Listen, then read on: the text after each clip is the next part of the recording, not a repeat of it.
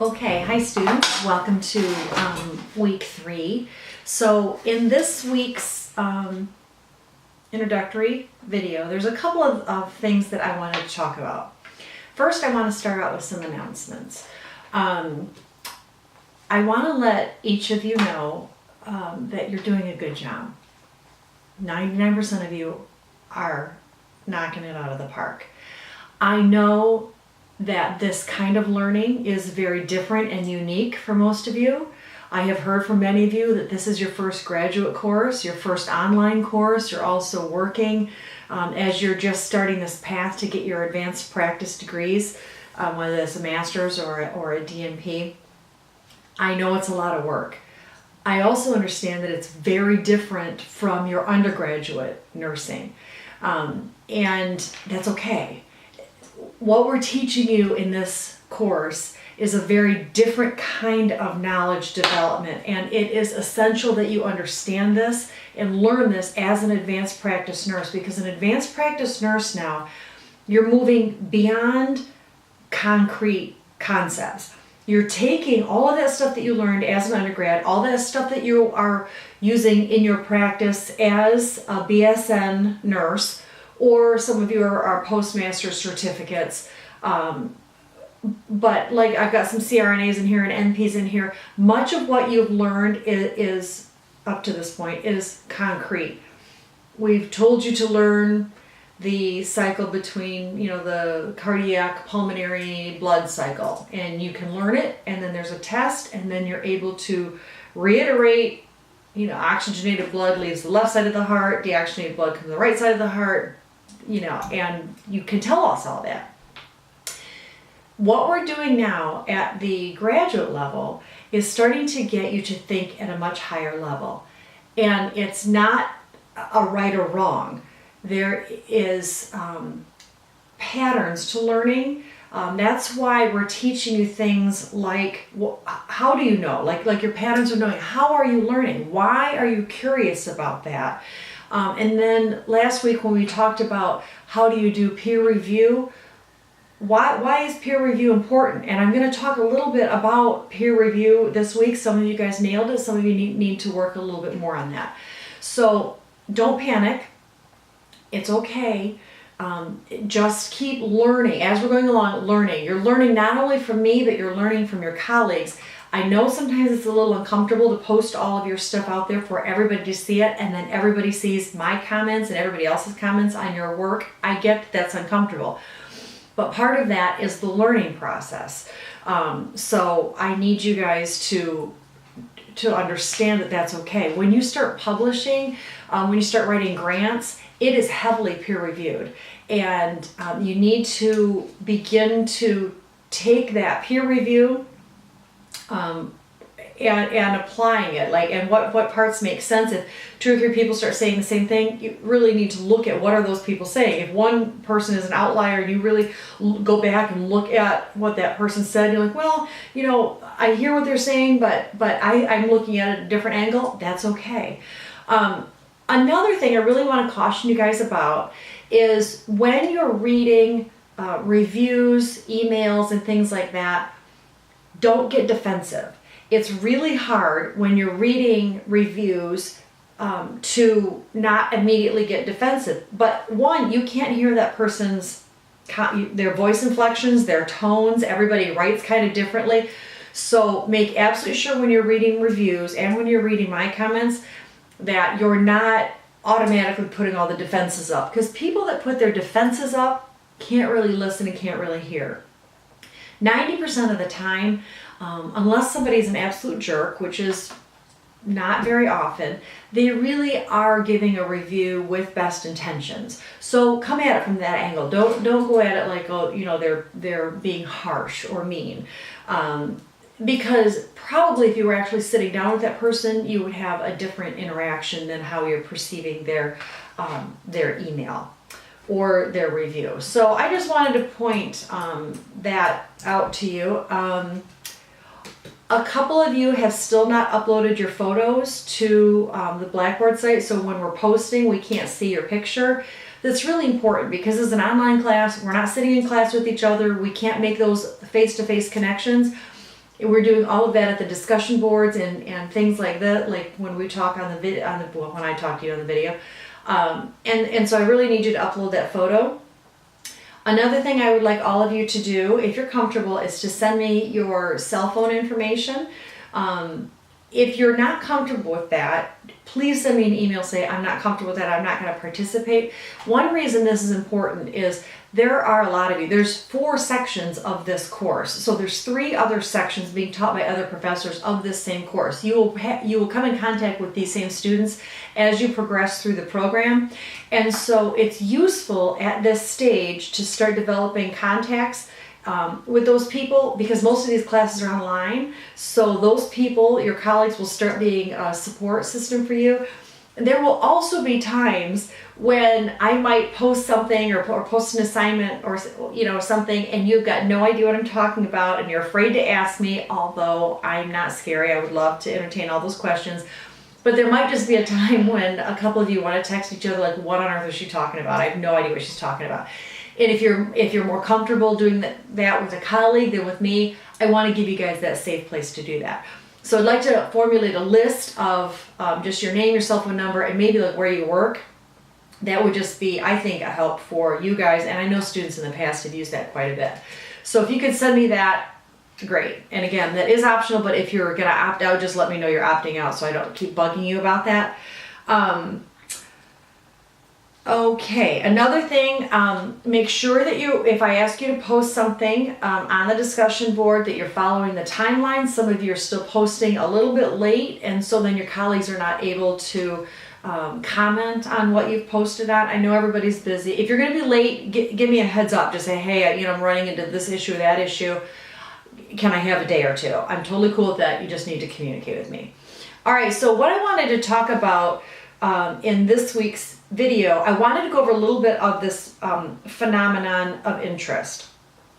I've given you guys a ton of feedback on your phenomenon of interest. Some of you guys are nailing it and just really have this down. Other ones, you guys are a little bit too broad or a little bit too scattered. Pay attention to some of the comments that I've given you. That will really help focus this. One thing I wanted to point out, because a lot of you guys are doing this, your phenomenon of interest is not your research question. I know most of you guys have had some kind of a research class in your undergrad. Some of you may have had advanced research if you already have a master's degree. Your phenomenon of interest is not the same thing as a research question. Your phenomenon of interest is much broader. You're going to take a much broader look at this phenomenon. You're not already going in saying, okay, here's the problem, this is why it's a problem, and this is how I'm going to study it. It's much broader than that. You should not have a bias or an opinion yet. You shouldn't have bias or opinion ever when you're doing research, because it's going to skew your research. So you want to keep it really open. Two of you guys are doing have phenomena of interest that have heavy bias on both sides. For example, so you guys might want to go back and look in the discussion board at Simona T. She's looking at the usefulness, the effectiveness of bedside reporting, shift reports. And Teresa is looking at mandated nurse-patient staffing ratios. Both of these phenomena of interest already have a great deal of bias and opinion surrounding them. The bedside reporting, a lot of literature and a lot of hospitals think that that's the best practice and that it should be implemented. There's some hospitals that have already implemented this. And for example, the hospital where Simona works, they've implemented this. And one problem that Simona's run into or identified, which is becoming her phenomenon of interest, is why are some nurses just choosing to not do that? Valid question, very valid question. So her hospital has a policy to do bedside reporting, but her phenomenon of interest is really, why aren't nurses doing that? It becomes a little bit tricky, because the question, do you want to look at why are nurses not following protocol, or should bedside nursing be the shift report that everybody should implement? So these are two very different things.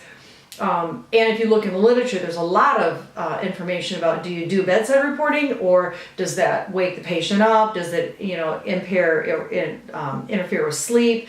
Does it reduce patient privacy? So there's a lot of issues surrounding that, where you could come down on one side or the other. So as you're exploring that, be very careful. Same thing with this nurse-patient ratio. There are some states and some organizations that are absolutely not. We're not going to mandate this. Other states are saying absolutely yes. Nurses are saying yes, we need to mandate this. So be careful if you're doing a phenomenon like that you're not coming down on one side or the other at this stage. Now, as you progress all the way through theory development and when you're actually formulating your DMP project, then you're going to get a little bit more narrow, but at this point make sure that you're staying back a little bit broader so that you're looking at it with a much broader lens. We're not doing a narrow focus lens just yet. The other thing I wanted to encourage a lot of you to do, many of you did not link your patterns of knowing with your phenomenon of interest. In several of your PowerPoints, you just told us about patterns of knowing. We know about patterns of knowing. We read all the literature. You don't have to tell us what they are. What I was looking for is, how do you take those particular patterns of knowing and link it with your phenomenon of interest? I wanted to point out Lake Shia's post. Go read Lake Shia's post. I thought her comment, or the way that she did this, was beautiful. Lake Shia is looking at a really interesting phenomenon, which many of you have commented on. She's looking at, what are you looking at? Was yours the African American with sickle cell? I think it was. Now I can't remember what yours was, Lake Shia. Let me look for a second. But I just had a comment here that I think you were the best in the class at linking your pattern of knowing with your phenomenon of interest. So Lake Shia is looking at the reluctance of the African American community to enter hospice, and she linked some of her personal knowing, personal experience back to this phenomenon of interest, and she did it brilliantly. It was just phenomenal. I want all of you guys to go pull hers up. It was really well done, and she linked several avenues of patterns of knowing without describing, she wasn't describing what it was, because we all should have known that. You read it from your reading. She took those readings and linked it to what her phenomenon of interest was. So make sure that you are doing that. And one thing, and I'll go over this a little bit because I want to talk about some of your presentations. You don't want to just retell your audience something they already know. It's kind of insulting to your audience. You want to assume that they know stuff, and we have to assume that everybody's read the readings and they know exactly what you know from the readings. Take them to the next level and take them from the readings to whatever phenomenon is you're trying to get them to understand. You don't want to be too broad in your phenomenon of interest. Two of you guys are looking at pain. I think Sheila and I can't remember who the other person is. You guys are looking at pain. Both of you guys did a much better job this week narrowing that down. But if your phenomenon of interest is something broad like pain, again, it's going to be a little bit trickier to narrow it down and not be biased. For example, I think both of you guys, it's Sheila and somebody else, you guys are looking at, is there something that could be done preoperatively to change what the patient is experiencing or perceiving postoperatively? So again, be careful to not do you're not doing a research question yet. You're not doing if I teach X, then will Y happen? That's a research question. What you want to look at is things like, and the way that you want to frame this phenomenon of interest is what's going on here? What am I doing as a nurse that's impacting this? As a nurse, if I'm doing X here and Y is happening here, why is that occurring? What's occurring? And that's really the phenomenon of interest with a much broader perspective, rather than if I do this, then this. It's a fine line, but I'm going to keep harping at you guys to teach you how to do that. I do think that some of you may not have read the Pate article or the Moran and Burson chapter 5 PowerPoints that are posted there well enough. That really explains exactly this notion of phenomenon of interest and patterns and knowing. So if you're still fuzzy, go back and reread those those articles. All right, so the next thing that you guys worked on this week was reviewing. I had you guys reviewing at least 2 of your colleagues' PowerPoint presentations. One thing when you're doing a review, and I know it's hard. I know you guys are all colleagues and you're all in the same class and nobody wants to hurt anybody's feelings. But when you're doing a review, it's a good idea, to point out what was done well. What were the strengths? That's not the same thing as, I had a similar experience, or one time that same thing happened to me. That's a conversation. That's a conversation you would have with a nurse. A review is, this is what I thought you did well. I learned from this. This was something new. Maybe ask a couple of questions at that point.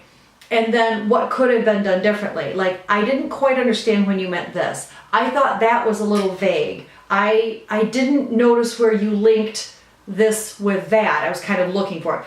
Those kinds of things. And you can do that kindly, because that's what I was talking about, where people kind of get defensive. And it's hard, to not take things defensively when somebody's telling you that you didn't do it quite right. So those are the things you want to, like when you're doing your reviews, be sensitive and kind, but helpful, because you guys are all in the same boat. So you're all new, you're all brand new to graduate nursing. So if you're reading something or listening to something that somebody posted and you didn't really understand it, let them know. Like, that was great, but if you had made this clear, I think I could have understood it. I'm not quite grasping what you meant there. Because oftentimes when you're presenting something, it's clear as day to you in your mind, but if somebody else is reading it for the first time, they might not fully understand. So kind of focus on some things like that when you're doing your reviews. Who in the class did the best at this week was Eileen. Eileen, you nailed your reviews. You did several. You did more reviews than were required. You had to do 2. Eileen, you did several, and you did an excellent use of. You used literature. You would say, like, what did you think about this article, or had you thought about that? So you nailed it. So people, the rest of you guys can go back and read how Eileen did some reviews. If Eileen reviewed one of your phenomenons or your PowerPoints, you're lucky. So a review is not just an agreement. It's a, you're challenging your colleagues to think in a way that maybe they did not think about in the beginning. Couple comments on your PowerPoints with audio. You all did a really, really good job. Do not just read PowerPoints. Now, as you guys are moving forward in your graduate education, and as you become advanced practice nurses, DNPs, doctors of nursing, you'll be expected to do some presentations. Do not just stand up there with a bunch of PowerPoints and read slides.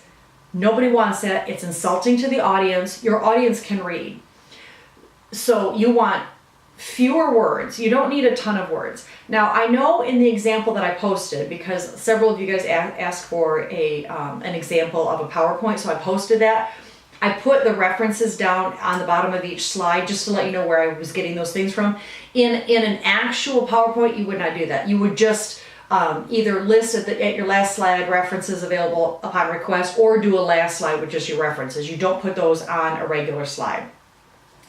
And you don't put things in there, like you don't put flow charts and diagrams and things like that. People are not going to be able to read that. They're great for a journal article, so somebody can sit down and actually study stuff.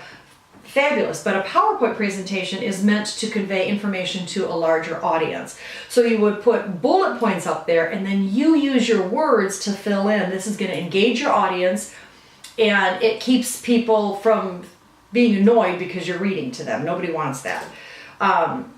So be careful with that. I commented on those of you guys that did that. Another thing you want to do is use words. This is true in most of healthcare when you're writing. You're going to want to use words like may and can rather than will, or, because usually in healthcare, nothing is definitive.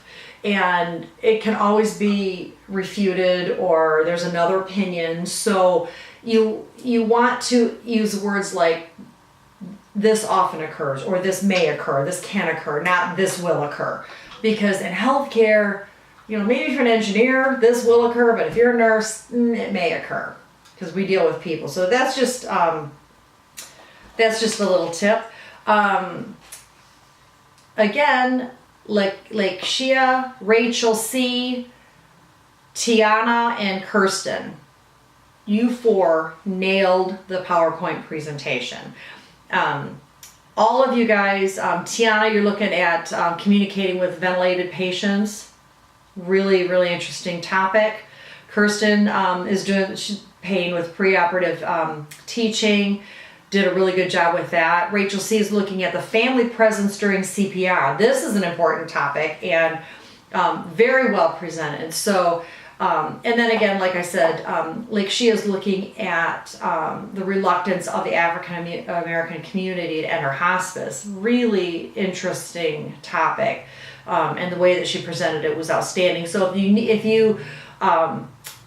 if I commented on your PowerPoint and you didn't understand exactly what I was talking about, go and look at one of those four of your colleagues' PowerPoints, because they did an outstanding job. Okay, that's my comments on this on last week. Now what we're coming up on, and I think if I do this class next year, I'm going to switch it around. I'm going to start with things like scientific nursing knowledge. I really think that should have probably been at week 1, but we're going to kind of backtrack a little bit.